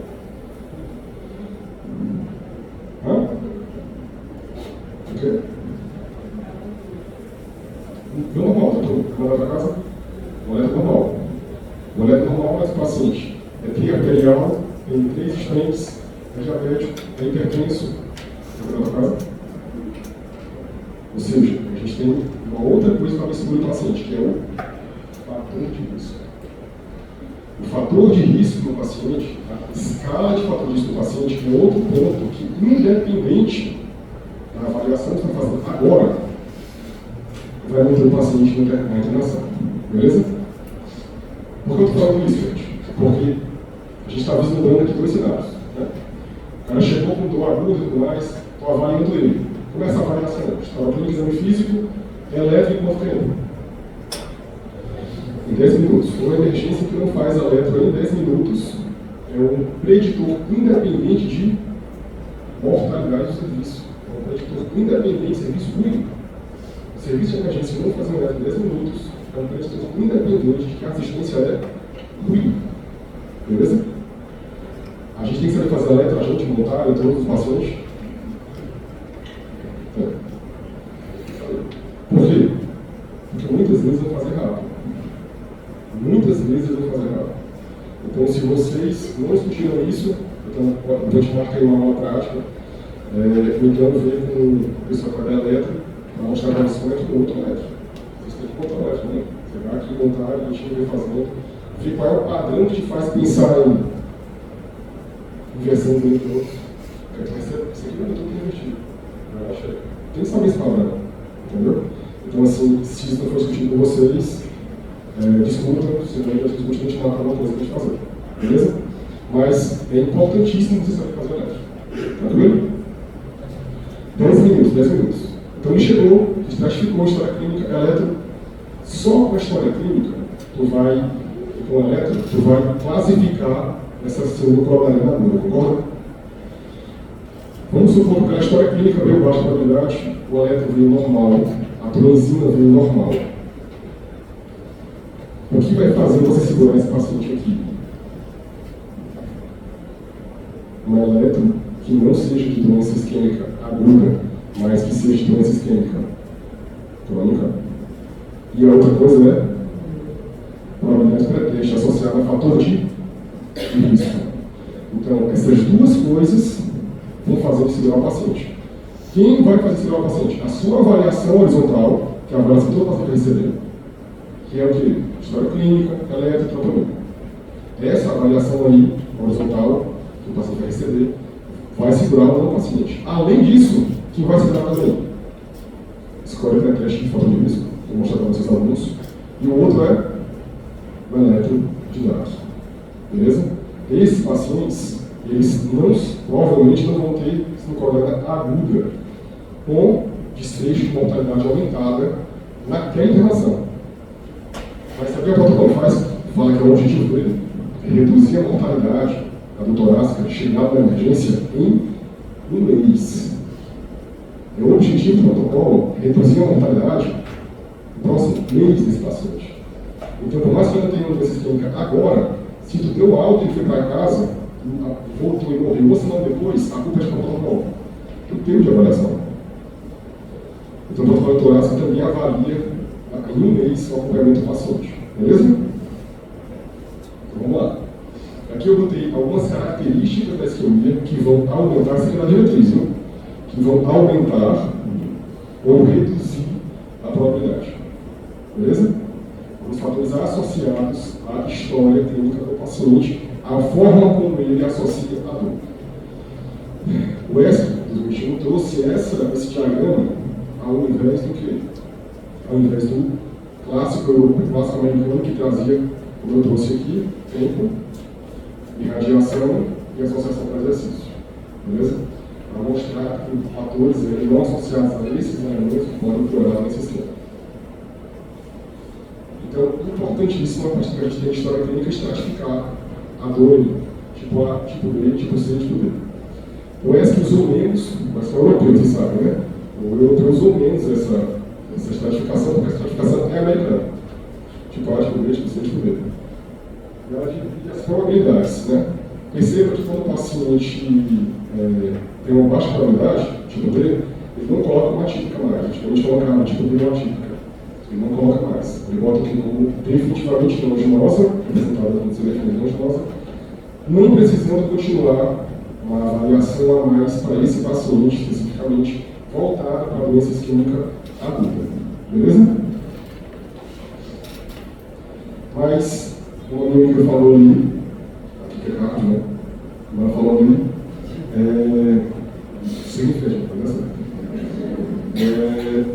existem fatores que vão fazer você segurar o paciente mesmo assim. Que fatores são esses? Idade, é um fator importante. História familiar positiva.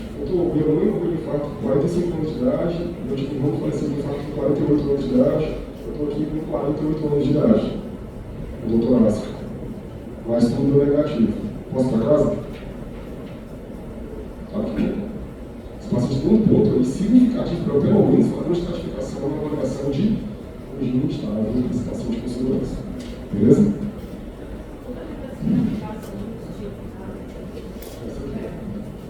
A estratificação vai usar aquelas 3 ferramentas que eu falei. Ela vai usar história clínica baseada em tempo, padrão de radiação e associação com a atividade física. Quando você aplica esses 3 pontos, se o paciente, são 3 pontos, se ele tiver os 3, ele é um tipo A. Se dos 3 ele tem 2, tipo B. Se ele só tem 1, tipo C. Se ele não tem nenhum, ele é tipo B. Beleza? Lembra que eu botei 3 pontos aí? Tem a radiação e a associação com a atividade física. Beleza? Isso aqui é importante, mas não, Isadora, isso não vai fechar, tá bom? Se o paciente é tipo C, mas vamos supor aqui, tu concorda que o tipo C, por tempo, só tem tempo, e um tipo C, concorda que tem associação com atividade física, são tipos C diferentes? Tá bom? O que ele tem de informação é que a dor provoca atividade física. O que ele tem de informação é que a dor durante o mês. Então, concorda que são tipos C diferentes, na verdade? Então, cuidado. Isso aqui é só para estratificar. Isso aqui não pode excluir. Beleza? Então, eu anotei aqui 3 pontos importantes para a gente deixar na mente que vão aumentar muito o teu risco, que é a dislipidemia, diabetes e hipertensão. Recentemente, gente, não foi no ESC, foi a atualização, porque o ESC é a atualização para doutorado foi em 2021, mas a gente teve o ESC ano passado. O ESC já começa há 4 anos, teve o ESC ano passado, 2023. O que é que ele trouxe para a gente de informação? Ele não fez uma novidade não doutorásica, mas ele trouxe uma informação complementar, que é um fator de risco que a gente já sabia, que era um fator de risco elevadíssimo do paciente ter doença isquêmica, mas que a gente não tinha perguntado do paciente. Por exemplo, quem aqui avalia doença isquêmica aguda, torácica, pergunta: o senhor quando caminha, você tem umas pernas? Quando caminha, tem que parar para caminhar a perna? Alguém pergunta isso? Não, eu estou perguntando.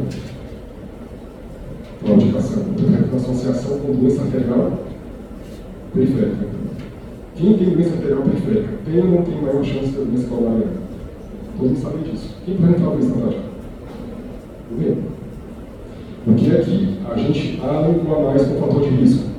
Perguntar se a doença arterial periférica. Já tratou, já operou, tem claudicação, não tem, usa alguma medicação, isso vai reforçar muito a associação para a doença isquêmica. Beleza? Então, isso aí que não está ali. Isso aqui eu tirei exatamente da diretriz do 2021. Isso que eu estou falando para vocês ano passado. Tá bom? Baseando-se nisso, Gabriel, né? Baseando-se nisso, Gabriel, a sociedade europeia ficou preocupada com essas altas de pacientes com doença angilosa isquêmica instável indo para casa. Aí o que ele fez? Ele fez uma probabilidade pré-teste. Não estou pré-teste, sim, porque ele botou trombona para chegar, para te fazer liberar esse paciente ou não para casa. O que é que tem basicamente? Ó? Antes, a gente não liberava o paciente, outra pergunta. Se o paciente tem um ECG normal, mas tem uma troponina normal, ele pontua 0. E uma tem história clínica, pode pontuar 2, idade, pontuando 2, e fator de risco, pontuando 2. Se ele tem acima de 5, esse paciente já é alta probabilidade nesse campo. Ou seja, ele tem uma área normal, ele tem uma normal, ele tem alta probabilidade de ter doença química aguda. O que ele está falando aqui? Que não dá para mandar para cá só para a troponina. É isso que está dizendo. Então, assim, o que é que o Hart fala para a gente? O que a gente vai trazer no começo. Quem vai ficar para investigar? O que está avaliando agora é a eletroponina. O eletroterapia, o LAC, muito fator de risco. Beleza? Esse aqui é o algoritmo do protocolo torácica, da ESC, que ele fala aqui, ó. Ele já passou por isso aqui, história do exame físico. Como é o exame físico do globo torácico? Geralmente é como?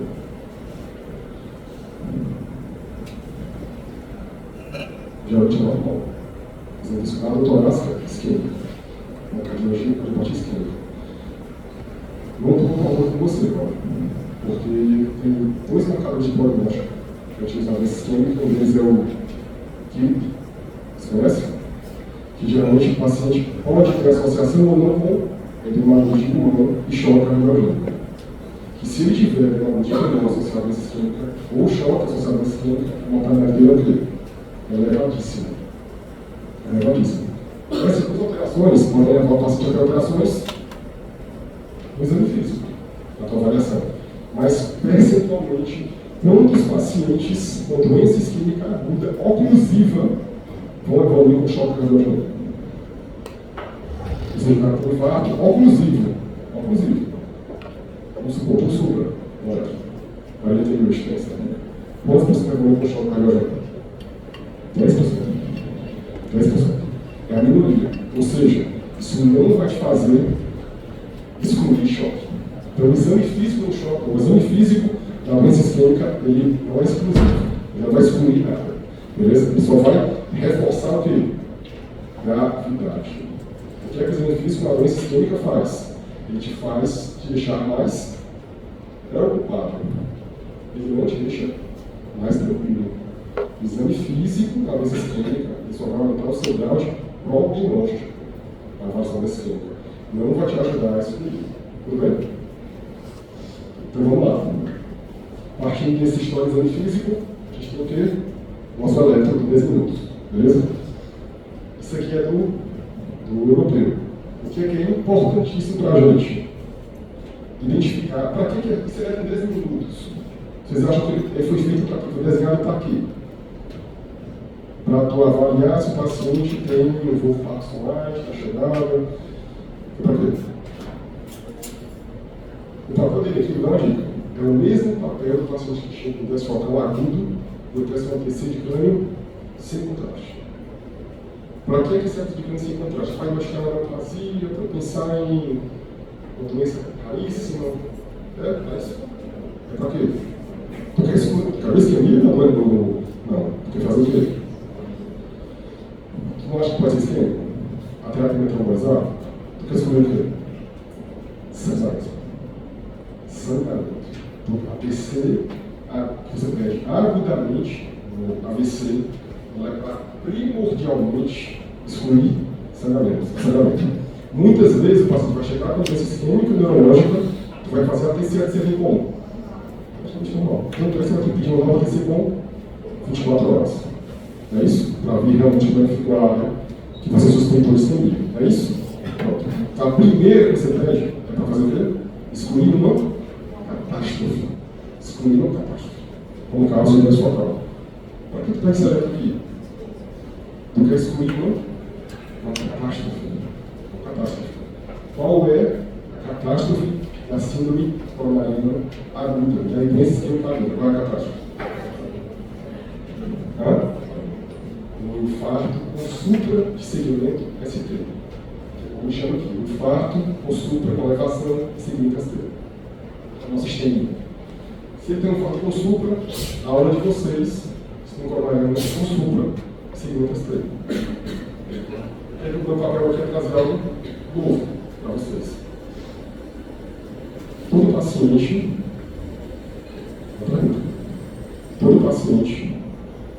eu estou usando o ECG para fazer o quê? Para ver um padrão. Estabelecer um diagnóstico. Então, eu estou usando o ECG como ferramenta de diagnóstico. Esse é o ferramenta de diagnóstico que tem sensibilidade e especificidade. Concorda? Qual é a sensibilidade e especificidade do supraesquemia ST para a doença oclusiva coronariana? Porque se a gente vê, vai ficar assustadíssimo, né? Então, onde mais eu sei que você quer falar? Porque a gente pode fazer cardite, tem história de secreta, não sei o quê. Não é isso que eu estou falando. Vamos supor que o paciente tem os 3 critérios. Isso aqui. Tem açúcar? Respeita ou não respeita o território anatômico?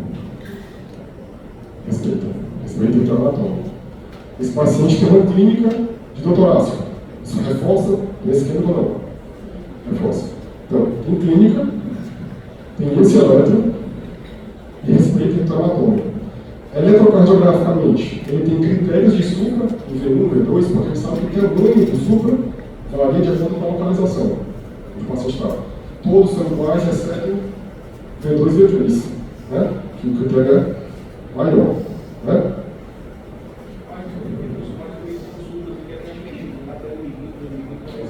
Esse que a gente vai mostrar aqui. Ó. Esse paciente chegou lá na emergência. Uma emergência elétrica. Esse paciente tem supra?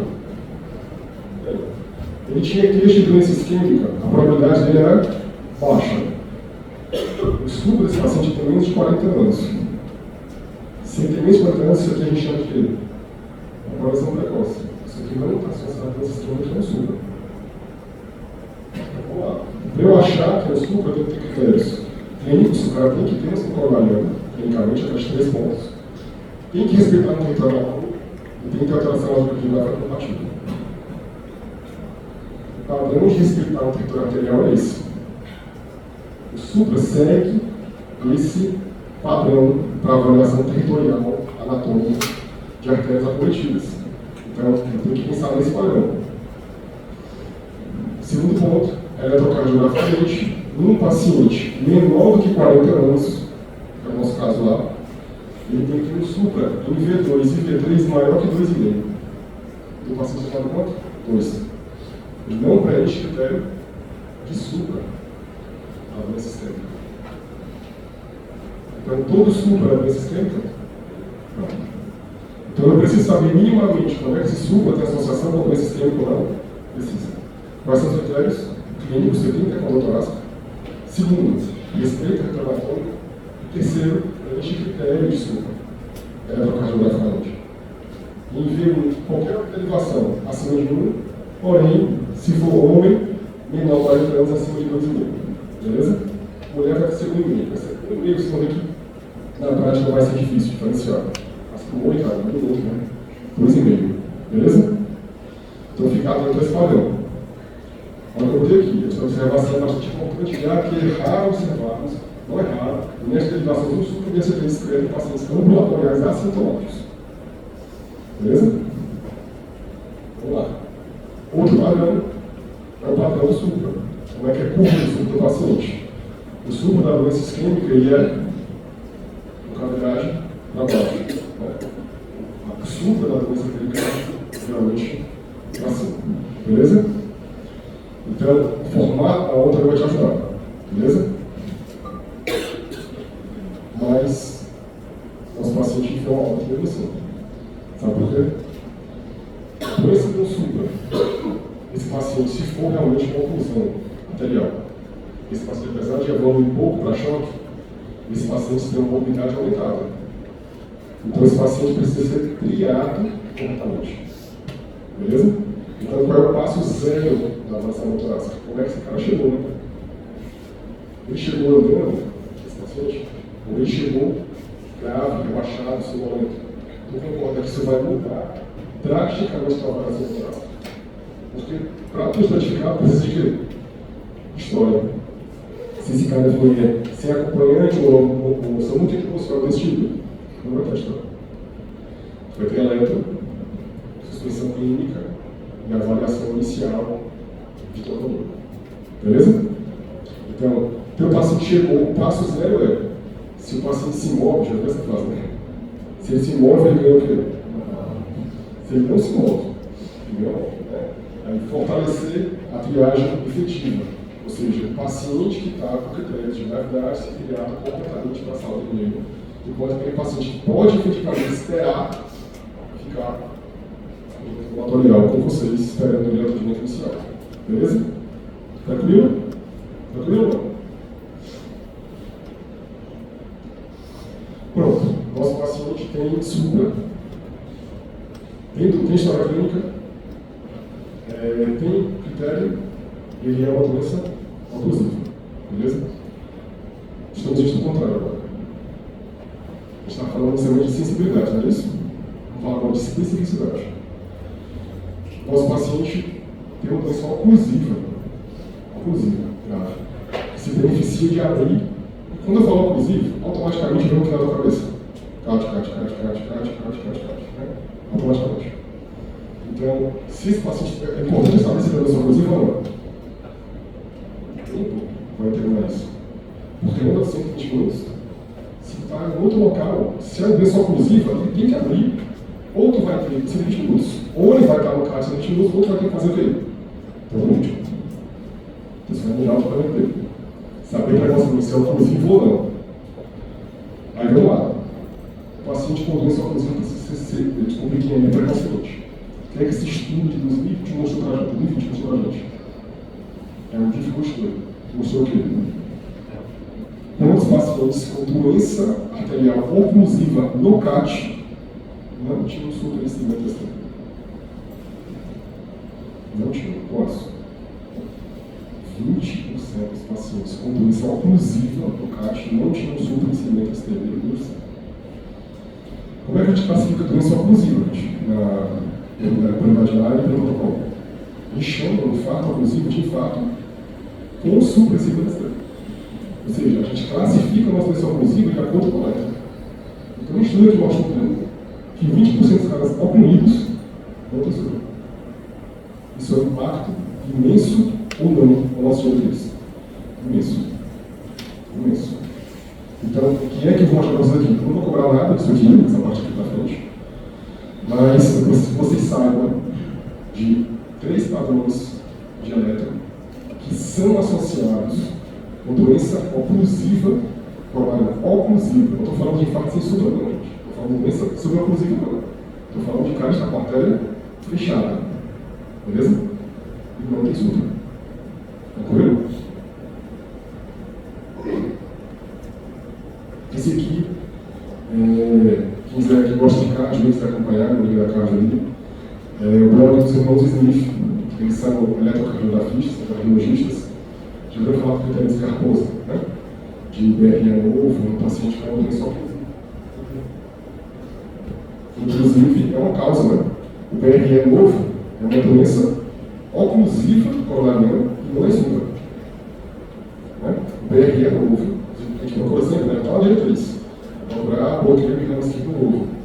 Ele é uma doença isquêmica e não é oclusiva. Beleza? É oclusiva e não é supra. Eles foram modificados por eles, pelos próprios irmãos Smith.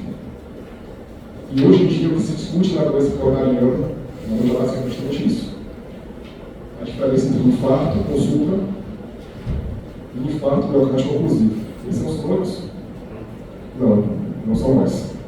Isso de 2020 para cá. Então, OMI e NOMI, que é oclusivo infarto e não oclusivo infarto, não necessariamente são sinônimos de supra ou sem supra. Isso vai impactar onde? As próximas diretrizes que vocês vão ver. Isso vai entrar aos pouquinhos, né? Logicamente não vai participar da diretriz, mas para vocês saberem que isso existe e está sendo discutido. Beleza? Esse aqui é a Carposa, a cardiologista tem esse critério de BRE novo, que é esse critério. Cláudio, quero decorar esse critério. Não digo. Viu um BRE novo? O que você faz? Repete a letra, manda para o colega de cardiologia, e você tem tempo hábil, pelo menos, para avaliar daqui a meia hora, 10 minutos, se esse paciente está de oclusão ou não. Beleza? Mas esse padrão aqui é fácil de identificar. Eu quero que vocês lembrem dele, porque foi o principal associado com a doença oclusiva quando não era supra. Derivação anterior, V1 a V6, a gente está vendo aqui, ó. A gente está vendo um afundamento aqui, ó, associado a uma artéria apiculada. Afunda bastante, ó, e sobe com a artéria apiculada. Esse padrão é chamado de deruta. É o infra-DST com uma artéria apiculada, infra-DST com uma artéria apiculada nas derivações anteriores. Beleza? Isso é igual à oclusão, gente. Isso é igual à oclusão. Esse cara está ocluído dentro do caixa agora. Beleza? Esse outro ponto a gente tem que lembrar, que é o infra de veio na ventriz, que chama na imagem ali, ó, o infra de veio na ventriz, que a gente geralmente associa um infarto de parede posterior. E o último é esse aqui. É o supra de AVR com o infra difuso. Isso aqui chama a atenção para a doença de tronco. Não necessariamente oclusão. Ou seja, esse cara vai, pode ou não para o prática clínica, sempre vai. Na realidade, uma forma dessa realidade sempre vai Mas a gente tem um estudo recente mostrando que com esse padrão de eletro, apenas 20% dos pacientes tinham uma considerada. Mas 20% eu considero muito, para não mandar para o CAT. Beleza? Então fechou. A gente já sabe quais são as doenças oclusivas, eles já vão para o CAT, já é uma condição deles. Falta o quê? Aqueles que não têm. Porque se ele tem supra, olha o nível, se ele tem infra de ST com T apiculada e doença coronariana, precisa de troponina? Isso já é uma conclusão. É o nível do supra de ST. Precisa de troponina? Eu vou pedir, vou prognosticar para estratificar, mas eu vou esperar ela para o taxa. Então vai para a taxa. Troponina aumentada é igual ao infarto? É igual ao infarto? Chegou essa paciente rebaixada, passou 90, é uma paciente com doença cardíaca, o perfil dele, a primeira troponina dele era 170. Está chegando. O corte da troponina é 30. 170, está chegando. E aí, é MSC, é miocardite, é miopericardite, é de infarto. O que vai ter que fazer? Série A. Porque a doença isquêmica aguda é o quê? Dinâmica. Ela está acontecendo agora. Então, se ela está acontecendo agora, a serotonina depois vai vir o quê? Ou mais alta, ou mais baixa. Então, a troponina, como a doença aconteceu agora, ela vai ter que mudar. Ela vai vir ou mais alta ou mais baixa. A gente usa um corte cabalístico, né? Quanto? 20%, né? Esse 20%, gente, a gente, hoje em dia, você deveria saber qual é a sua troponina que trabalha na sua central e saber o corte dela. Porque isso vai te dar valores mais acurados do que os 20%. Beleza? E vai saber qual é a sua troponina. Mas diferencia infarto de injúria. Pode ter alguma coisa que te fazer pensar mais em infarto? Tem. Quanto maior o valor da troponina na chegada, quanto maior o valor da troponina na chegada, e quanto maior a avaliação, mais chance de infarto. Então, por exemplo, se você chegou com 1000 de troponina na chegada, isso é um infarto, tranquilidade? Não tem. Foi 1000, foi 30 na chegada, foi 70 na chegada, repetiu, foi para 600. Tem risco de infarto? Não. Isso é injúria ou infarto? Você vai ter que conduzir isso como se fosse um infarto. Esse cara vai para caixa. Beleza? Então, cuidado. A troponina, ela pode sim associar a injúria, mas é uma ferramenta muito mais próxima do infarto do que da injúria. Esses pacientes com troponina alta, dinamicamente mudando, vão acabar indo para caixa. Beleza?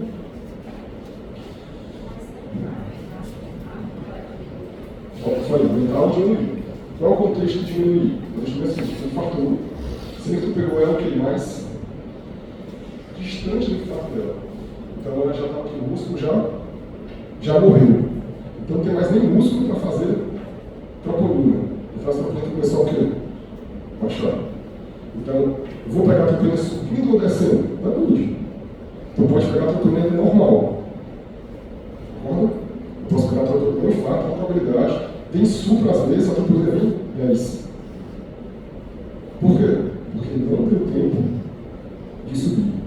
Aí depende do protocolo que você utilizar, ele vai repetir com 1 hora. Aí tu repete, está lá, soprado, está lá, a troponina vai entrar. Beleza? Hã?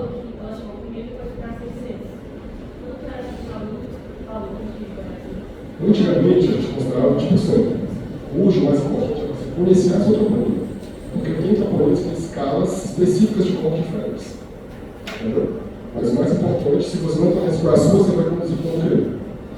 20%. Se você conhece, usa a referência que você usou. Beleza? Avaliando o diagnóstico até o momento, a gente excluiu o que é até agora. A gente excluiu se o paciente tinha doença oclusiva, por trás. Se ele não tinha doença oclusiva, mas a troponina desse paciente anterior, ele é de fato não oclusivo. Ele é o equivalente ao L sem supra. Concorda? Vai ser conhecido como tal. Troponina normal, eletro normal, padrão eletrocardiográfico não oclusivo desse paciente, fator de risco elevado, eletro não sugestivo de doença não risco, ele vai fazer o quê? Vai estratificar para a urgente. Beleza? Esse paciente vai ficar aqui, vou solicitar essa análise do CLA eletro, pedir para essa cardiologia para avaliar esse paciente antes de mandar Beleza? Algumas vezes ainda vai para trás. O heart vai ser essa barriga. O heart escolhe essa barriga. Beleza? Tranquilo? Então assim, gente. Até agora eu descobri o que é esse pau da leão. Que horas são já? Vamos já com as costas, né? Mas o que é importante para vocês? Ela está com agora. Desculpa. Eu gosto dessa mas sim, o mais importante vocês já tiveram. Mais na frente eu botei o quê? Eu botei 3 slides sobre secção de aorta. Eu botei 3 slides sobre tamponamento. Tá? É rápido. Essa parte, você pode querer saber, mas o mais importante da coisa, você entendeu falar, né? O mais importante da escola é que demorar saber essa parte. Beleza? Então vamos lá. Dissecção de aorta, o que é que eu preciso saber? Quais são os dados da história que vão aumentar a probabilidade de reteste? Quais são eles? Hipertensão não controlada é o fator mais associado. Uso de cocaína ou crack, doença neurológica, aneurisma pré-existente, procedimento vascular alterado, ou seja, o cara está tendo infarto e está fazendo caixa. Procedimento vascular? Ele fez tratamento da aorta, procedimento vascular, não é? Ele foi botar implante valvular, perguntando. Tudo isso é fator de risco para secção de aorta. Beleza? Você vai perguntar o quê? Recentemente você fez isso? Ele vai te dizer. Beleza? Outra importante é você falar agora. Essa vai destacar aqui principalmente as vasculites, grandes vasos. Beleza? Essa é uma estratégia. O tabagismo é fator de risco para aneurisma. O tabagismo é fator de risco para aneurisma. É lógico que indiretamente ele vai estar com isso para a secção, vai crescer isso para aneurisma, consequentemente, é fator de risco para secção. Mas ele sozinho não é um bom fator preditivo. Beleza? Para dissecção não, para aneurisma com certeza. Então, como é chegado nesse paciente geralmente? Ele relata uma laceração anterior ou posterior, hipertensão associada. A dissecção está onde na emergência? A gente chama de emergências hipertensivas. Né? Lembra da urgência hipertensiva e da emergência hipertensiva? A emergência hipertensiva é a lesão de órgão-alvo. Vai entrar com o AVC, sintomática, dissecção. Ela cursa com hipertensão. Então, dificilmente você vai pensar no paciente com secção de aorta com a pressão normal. Posso pensar? Pode pensar em segunda linha. Beleza? Insuficiência aórtica, porque se pega a região anterior, eu vou ter insuficiência aórtica associada. E déficit neurológico, como naquele caso que eu falei para vocês, né? Dissecou lá em cima e fez um quadro focal. Beleza? Existe algum score para eu pensar em secção? Existe. Por que eu não passo muito tempo falando de score para vocês? Porque tem score de tudo. Mas o score, na verdade, esconde o quê? Esconde você conhecer realmente quem são os fatores de risco para a doença. Se você já sabe, você fica menos preso ao score. Beleza? E exame físico geralmente a gente vai ter que palpar o quê? Pelo menos 3 pontos. Quais são? Radial, e femoral. Por quê? Porque dependendo do nível da dissecção, eu vou ter assimetrias diferentes. Em média, a assimetria, quando ela vai uma pressão, é em torno de 20 milímetros de mercúrio entre um e outro. Beleza? Ou seja, no paciente, uma emergência hipertensiva, ele está hipertenso, chegou a emergência, ele vai avaliar a lesão de órgão-alvo. Nesse paciente, eu preciso aferir a pressão onde? Em 2 metros. Todo paciente em emergência hipertensiva, chegou na emergência, ele vai ter pressão em 2 metros. Beleza? Ah, mas então você faz isso? Alguém vai falar assim, não, viagem, vai fazer ciência. Mas se fazendo ciência, não fazendo ciência, vai pegar muito. Não sei sabe. Então, o importante aqui, é alargamento de mediatina. Né? Tem várias causas, mas dissecção, sem dúvida, é uma das mais catastróficas para a gente. Isso aqui, às vezes, o ponto of care pode te ajudar. Né? O que a gente está vendo aqui? Ó? Esse aqui é ótimo. Esse aqui é um flete, a secada da rota matou. Esse aqui tem uma secção de aorta que passou lá na HGF, estava na subprão aqui com AVC. Não traumatizado, graças a Deus, mas aí eu tive que fazer um exame no paciente, agora era de secção de aorta, beleza? Então, ultrassom é um bom exame para secção de aorta? Não. Então, se você suspeita de secção de aorta, tomografia. Tudo bem? Tomografia ou contraste. Para a gente avaliar FUNEP, onde inicia e programar a cirurgia. Beleza? Se vai precisar ou não. E o nosso TEP. A gente já falou sobre esse código EUS, que nada mais é do que história clínica e exame físico. Você vai classificar em baixa probabilidade, intermediária probabilidade e alta probabilidade. Tudo bem? O que é que esse score faz com você? Ele te dá o diagnóstico, te ajuda a dar o diagnóstico do TEP, a pensar em TEP. Qual é o exame que vai fechar o diagnóstico do TEP? Anjo. Você está pegando na parte ali, mas é anestesia, então não. É anestesia. A angiografia vai ser de diagnóstico. O dedinho. O dedinho a gente usa quando não tem sintoma. A gente usa quando não tem sintoma. Hoje em dia a gente praticamente não usa. Não usa. Porque se o paciente entrar tipo dor torácica, quer a possibilidade? A possibilidade faz tipo de delírio, então. Está pensando em possibilidade. Testa de não acho, né? Beleza? Então cada vez se perde menos. Então, a tomografia é um exame de escolha, mas, como a gente ganhou aí nos últimos anos, foi a necessidade que a gente tem de estratificar o TEP também. Então, todo paciente que tem um score de Wells com probabilidade para TEP, eu tenho que fazer 4 coisas. Primeiro, esse cara tem choque, está chocado ou não? Lembra que eu não falei hipotensão, né? Eu falei choque. Ou seja, tem que avaliar a clínica desse paciente. Critérios de choque. Um está chocado ou não. Segundo, esse score chama-se PES. Não está decorado. É uma calculadora, você tem que usar a calculadora, um aplicativo de PES, a TEP, ela vai te dar o prognóstico desse paciente. PES 3 e 4 está associado a mortalidade de 50%. Outra é a troponina. Troponina aumentada pode acontecer fora do infarto? Pode. Só por injúria. Né? TEP grave. Geralmente você não tem problema de nada. Beleza? E o último são alterações ecocardiográficas. Então, esse paciente chegou, eu penso no TEP, pedi angio-TC, com probabilidade, pedi angio-TC, avalio 4 coisas. Clinicamente está estável, qual é o peso dele, peço troponina e solicito um eco. Beleza? Isso vai jogar teu paciente, isso vai jogar teu paciente numa escala de probabilidade alta, intermediário alto, intermediário baixo e baixo. O que é isso? É tratamento. Isso vai guiar o tratamento do paciente. Quanto mais alto o risco, mais eu precisar do tratamento para agora, urgente, horrorizar o paciente. Quanto mais baixo, menos eu precisar disso. Isso vai te ajudar a horrorizar menos os pacientes que não precisam ser horrorizados. Beleza? Isso é novo. Começa com o passado, Isso aqui, é como o Paulo pode te ajudar também. Isso aqui é o ventrículo esquerdo, isso aqui é o ventrículo direito. O ventrículo direito está bem maior que o esquerdo.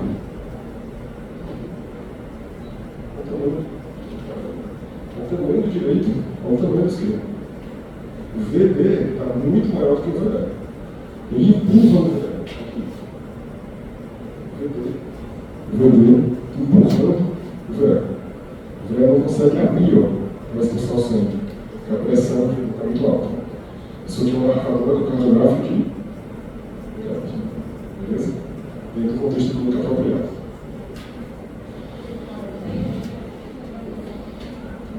Aguda. O TEP é um caso de pressão pulmonar aguda. Deixa as causas cortas, né?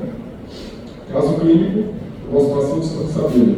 Não era sintomático, é o TEP, essa paciente. Ela fechou com o TEP depois, apesar de ter feito CAT, fechou. Mas estava errado fazer CAT nela. É isso que eu falo para vocês, eu vou mandar esse artigo para vocês na sugestão de leitura. Sobre a tolerar as certezas. Tolerar que a gente às vezes não vai ter certeza de tudo. Faz parte da formação do médico errado também. não se cobrar tanta informação, você deixa essa fase de vocês, porque senão vocês vão crescer. Então, eu vou falar depois isso aqui para vocês. E é isso, pessoal.